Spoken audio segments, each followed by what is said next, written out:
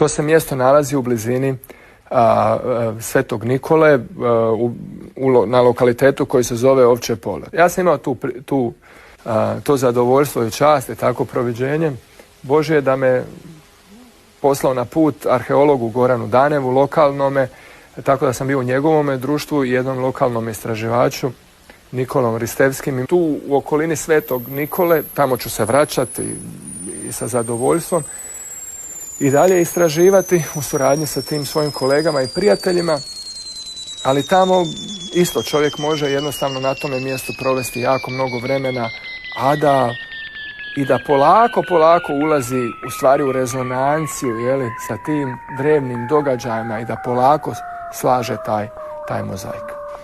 Da, zanimljivo je kako ovakvi geoglifi zapravo u svjetskim okvirima i nisu toliko poznati kao neki drugi svjetski geoglifi koje se može naći na razglednicama, na